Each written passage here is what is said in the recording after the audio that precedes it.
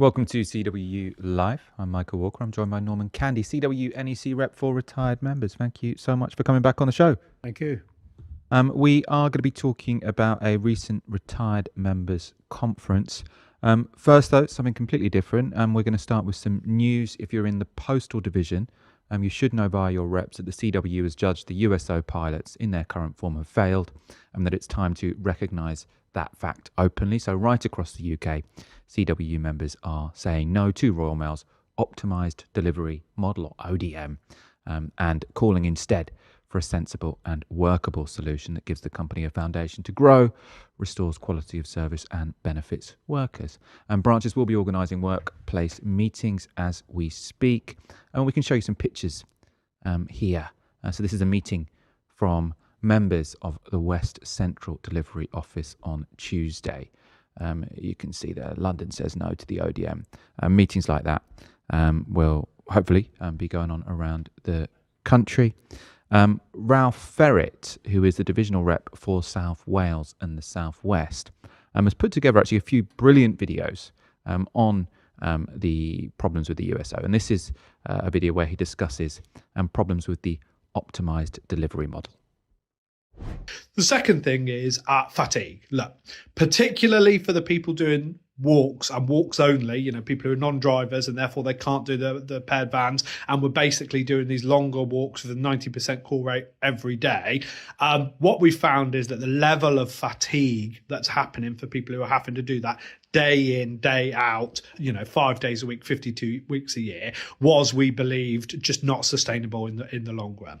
We've had a hell of a job with the business getting them to actually follow through on the commitments they made to us to do fatigue studies. And our considered opinion as a division is that if the ODM comes in, particularly for non-drivers, but also for anybody who does a preponderance of the walks, is that the way it's designed is going to be too physically demanding over the long haul to be a sustainable job.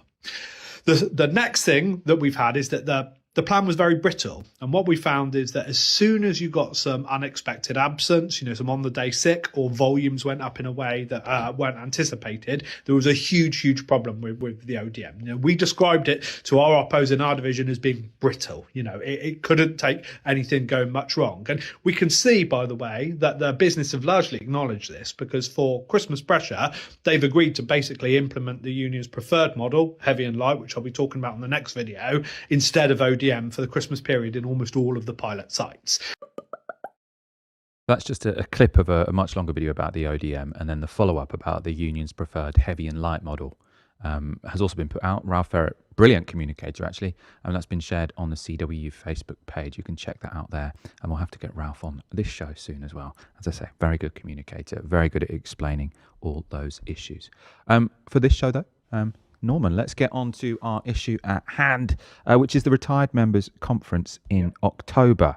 What happened? Well, the conference was held in Birmingham. We hold it in Birmingham because it's in the middle of the country, and people can not easily get there, but can get there from all over the UK. We have it in October because the weather's not too bad in October. We don't want to go into. We've got a policy of not having it in the winter months. We had over 100 delegates. I would say to branches or people who are listening to this, if their branch didn't send a delegate, make sure at the next conference, because we have one every year, that they send a delegate. And it was a very active, a very lively conference. Lots of speakers getting up. Lots of debate and lots of good decisions. And I hadn't realised quite how many retired members there were. You were saying earlier, how many? I think we've got about 13,000, 14,000. About 13,000. This is 13,000, 14,000 paying members of the unions. This is proper.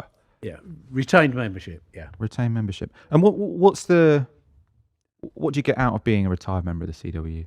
Well, I mean, it's at different levels. The basic level, it's keeping in touch with the people you used to work with, and keeping in touch with the industry you used to work in. On another level, it's about, we campaign. We campaign on issues affecting pensioners and retired people. We're a big part of the trade union movement as far as that is concerned. and you get legal advice if you need it. You get you get a grant if you pass away. I think it's around about £1,000, which, you know, if you've been a member of this union all your life, you know, it's worth maintaining your membership. Not just for that, but that is a good reason why you should think about retaining your membership, which is not the same as your normal subs. It's at a lower rate, around about £7, something like that. I think it's just gone up to just over £7. And it's good value, you know. I mean, you know, the union is out there campaigning for you. You know, if you've got a problem, you can get on the phone to union headquarters and talk to someone about it. So it's well worth it. And I would encourage everyone not just to become a member, but become an active member. Yeah. I suppose on active membership and campaigning, we actually got a clip of you in Parliament Square last year. I was out campaigning for the Labour Party to get elected, and our union was, and our members were. We were expecting a lot better than we're getting from this government. In a couple of weeks' time, they've got a debate over in the House of Commons on the right to die. What we want is a debate on the right to live, because there are old age pensioners this Christmas or this winter who are going to die. So as far as the CWU are concerned, we're fully behind this campaign. When there's another demonstration, we'll do everything we can to try and get more of our members along. So I think you came on the show last year to sort of talk about that campaign. Yeah. Retired members of the CWU have been very active in sort of campaigning against the cut to the winter fuel payment. That's now been restored. So are you feeling victorious, I suppose? Yeah, I think I think we played a sort of a very big part of that campaign. You know, both at a local level, individual members wrote to their MPs, which we encourage them to do. You know, campaigning amongst their families and their friends, and you know, in the end, there was a massive opposition to what the government was doing, and they reversed it. I don't think they've reversed it 100%. I think they've, you know, sort of 3/4 or maybe 80%, and they're still, you know, it hasn't gone back to where it was. But as far as I'm concerned, it's a massive victory for retired people and the pensioners. The problem was with it, so it was universal that everyone got the winter fuel payment. Then what they did was they say it's going to be means tested, but you're only going to get it if you're on universal credit or pensioners credit. That's what they said. And that meant that there were lots of people caught in the middle who weren't rich, but also weren't on pension credit, who struggled. So I think they'd say it's not universal again, but it now does cover all those people that everyone was worried about, which is those people caught in the middle. The only people not getting it are people who are genuinely reasonably wealthy, I think, is the argument from the government. Yeah, I'm not sure of all the details, but I think you're right there. Yeah. And so that was your big campaign last year. You've won. What are your big campaigns this year? Well, we're going to keep on with that to make sure that it doesn't come back. But you know, I mean, the ongoing one is the triple lock. You know, and it's the campaign against the triple lock is relentless. Every time we think, you know, that both political or all the political parties say we're going to keep it, some think tank comes out with, oh no, we've got to do away with this. The country can't afford it. And there seems to be, it seems to be a concerted campaign covering a number of organisations that are just not going to let it go. And I think it's not just to do with the triple lock, it's to do with a state pension fund, that they just don't agree that the state should provide a pension fund, that it should provide a pension for retired people. You know, they're the same people who campaign for privatisation and are against any state intervention on anything that doesn't suit them. And so let's just be clear. So the triple lock was introduced in 2010 by the coalition government, and it is a pledge that the pension or the state pension will rise each year by the highest of three measures, so average earnings growth, CPI inflation, or 2.5%, so whichever is highest. Yeah. What is the argument for that? Why shouldn't it just go up in line with inflation or in line with average earnings? Why should it be the highest of those three? What's the thinking? Well, yeah, I mean, before 1979, it was increased in line with inflation.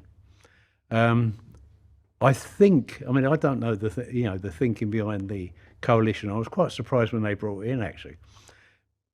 But I think that there are people who realise that with the decline in decent occupational pensions, and it is a massive decline. I mean, I get a decent occupational pension, but the people coming behind me in Royal Mail, although they get an occupational pension, it's not as good as the one that people my age are getting. And some people in some industries, the occupational pension, it's bog standard. Yeah, you might as well put the money under your bed. So there was a view, I think, probably amongst the politicians or the advisors, that we're going to be facing a pensions crisis in about 20 or 30 years' time. Because the bedrock of the pension, the pension regime in this country was always the occupational pension, supplemented by the state pension. It was never good enough, the state pension. So someone has decided, within the coalition, that over a period of time we need to increase that, and that is why it's a triple lock and not just done to the rate of inflation, because it just stays the same. Yeah. There's a view it needs to be improved so that youngsters now, in the absence of a decent occupational pension, will get somewhere near a decent state pension. And there was a lot of pensioner poverty, wasn't there? It was also brought in to try and there still is. 2 million people, 2 million pensioners have to rely on the state pension. What was your other campaign? There's been 9 green papers promising to improve social care. 9 green papers, not one of them have been acted upon. Social care is a massive issue, particularly with people living longer, with developing illnesses like Alzheimer's and that sort of thing. So that is a massive issue for us, and we've been campaigning for that. But one of the other issues that we discussed there was our relationship with the Labour Party. I mean, although the conference decided that we will continue to support the Labour Party or Labour politicians who support us, there was a view expressed that the Labour Party are not supporting us, and we should review that relationship. But the general view was that we should maintain it and try and improve it. Yeah. So sort of maintain the link, but use leverage. Yes. Interesting. Which I suppose is what the General Secretary would say he's doing quite effectively, the Workers' Rights Bill. Yeah, exactly. Talk to me about your career. I always love when I've got people on here with a lot of experience to sort of learn a bit more about the history of the CWU. Okay. And the profession. You were a postie, weren't you? When did you join? 1976. 1976. How was it then? It was all right. I mean, it was a very low basic pay. You had to do a lot of overtime to earn a living. Which you did. It was a 6-day week for most people. And, as I say, the basic pay wasn't very high. But, one of the attractions was sick pay and a pension at the end of it. And, when you've got a couple of kids, bringing out a couple of kids, married, that's important. You start thinking about that, or I did, in my mid-20s, I need to think about the future. And then, we went through massive changes, new technology, closures of offices as a result of moving work out of London, where I worked. We had numerous disputes in the 80s and 90s. Unofficial and official, but overall, I mean, I've got to say that working for Royal Mail, I don't regret coming to work for them. I enjoyed working with the people that I worked with. I enjoy it now, keeping in touch with those people, and although the industry is going through a number of problems now, or our members are in the industry, we'll get back to where we were. You know, we've all improved things on behalf of our members. I'm convinced of that. We've got a good leadership. We've got a good, you know, in both BT and the Post Office, we've got good leadership who are going to move our members' terms and conditions and pay forward. And we were speaking earlier, you weren't a postie in the 1971 strike, which was sort of the real historic strike that Royal Mail workers were involved in and Post Office workers, but your brother was. Yes. Could you introduce the 1971 strike for anyone who hasn't heard of it?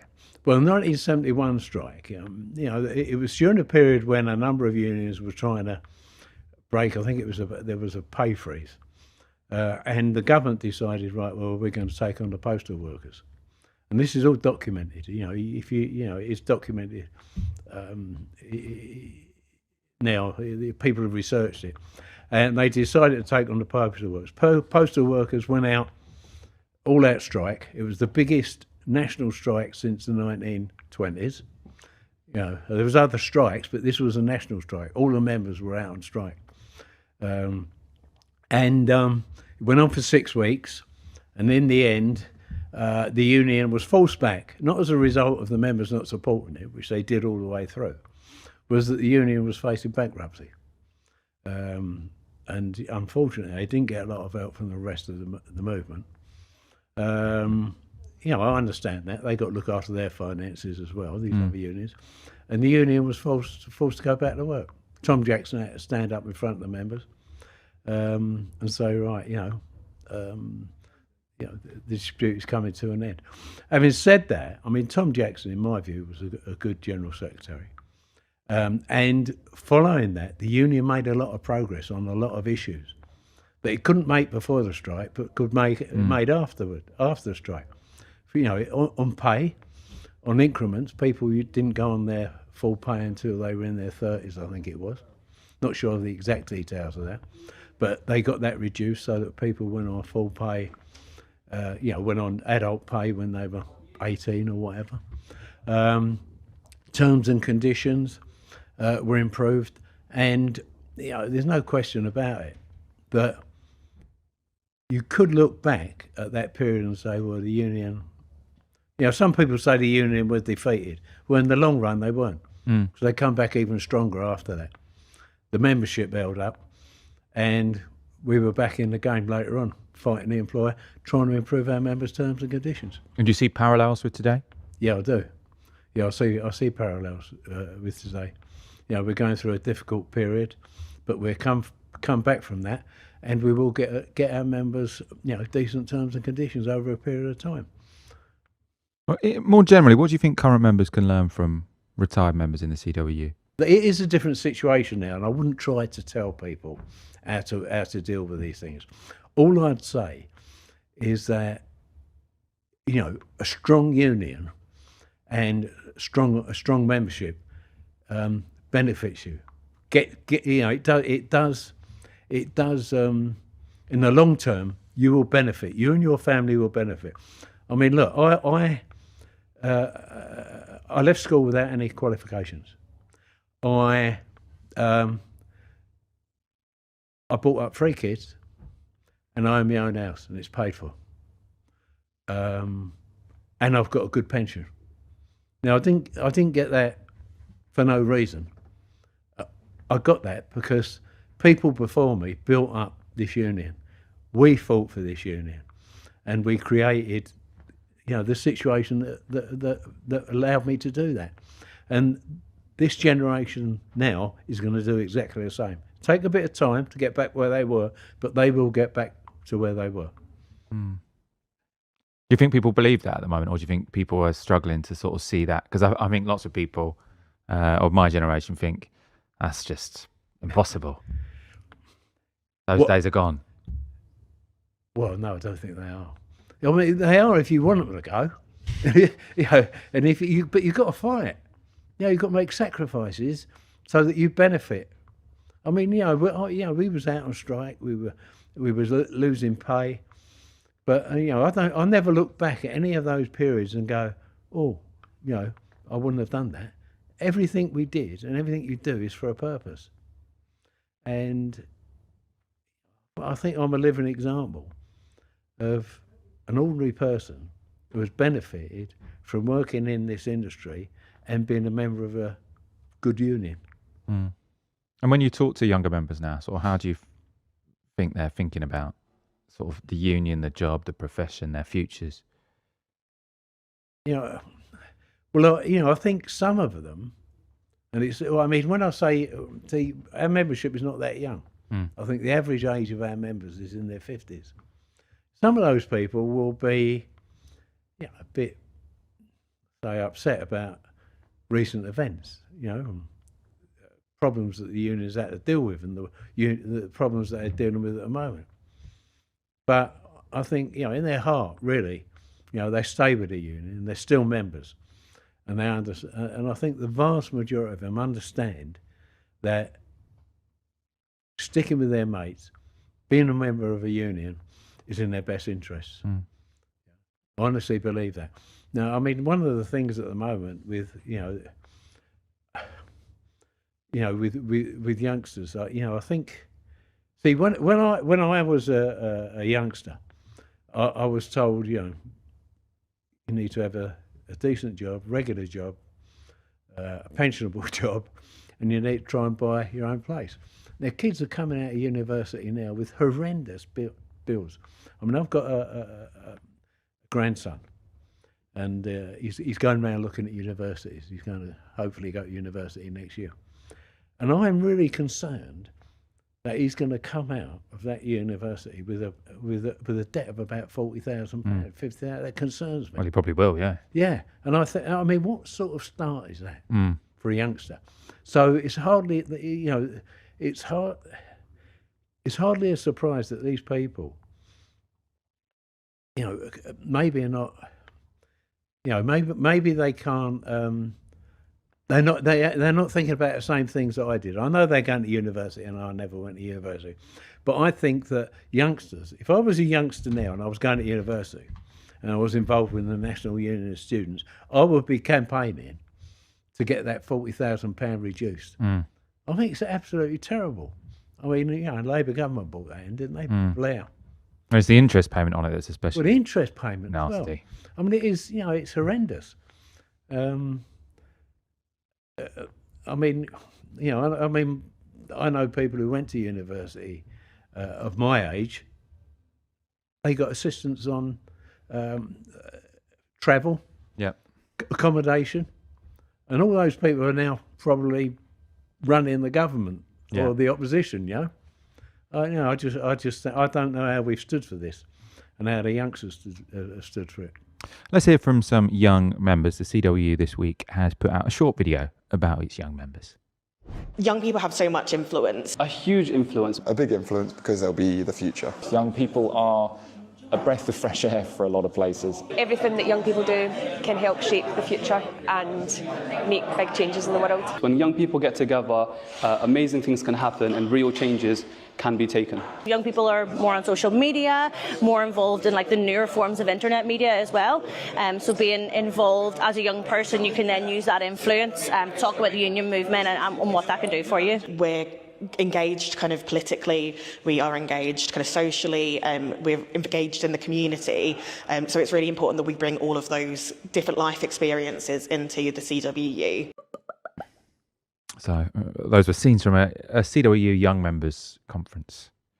Do you ever host them at the same time, same place? The retired and the young, and see? No, we don't hold it at the same place. Cross-pollinate. I think theirs was a couple of weeks before ours. But you know, we do have contact with them. Maybe we should have more contact with them. I don't know. Just some practical points to cover, I suppose, if reps are watching this. If you're a rep, what should a branch do to encourage members who are retiring to retain their CWU membership? We'll speak to them before they go. We produce a sort of a leaflet which details all the benefits and advantages of keeping your membership. And there's a form attached to it. Make sure you speak to them. Make sure you hand them a form, and make sure that you you do everything you can to try and get them to retain their membership, because not only does it improve the power of retired members within the wider, within the society, but it also, retains membership, which is good for the union in terms of its, finances, that sort of thing. Let's end on a lighter note. So the CWU this week on its social media account put out a question or request for members to send in the most generous, weird or funny Christmas gifts they've ever received as posties. So this is the tweet. It also went out on Facebook. It's actually more active on Facebook. And then we got some of the answers here. So this is lovely, this one. I was given this last year. It's slightly out of proportion, don't you think? But it's the thought that counts. Well, that's a lot of thought, because I don't know if that's handmade, but that's a beautiful Probably is. red post box with a robin on top of it. So that is lovely. I think that's the nicest one. Lots of the other ones are sweet. Let's go to what Croman said. Got given fingerless gloves by a customer. She was a lovely lady and the gloves were spot on, lasted years. Kevin Michael Eaglesfield had an old lady whose dog adored me and it passed away around Christmas. At the door she said, "Hold on a minute, I've got something for you." Came back, bless her, and handed me half a tub of dog biscuits. "He'd have wanted you to have these," she said. I had glossy hair that year and a shinier nose than Rudolph. And then we also got Emma McBride delivering on a very wet Christmas Eve, and two girls aged about 4 and 6 come to the door and said, "These are for you." They handed me a half-eaten bag of Rose's chocolates, empty wrappers still in the bag. I was soaked through, emotionally drained, and so touched I almost cried. So they're all very sweet. Another reason for you to like the Facebook CWU page so you can contribute to these. Norman, did you ever get any decent Christmas presents when you were postie? No, not really. Do you think that's a modern thing, or do you think you didn't build up enough rapport with the houses you were going to? No, well, we used to get Christmas boxes, and in central London, some of the big companies will give you quite a bit of money, but because we did a lot of deliveries in vans, you'd divide that amongst everyone who was on the van. But as an individual, I didn't. I didn't. Can't ever recall getting anything.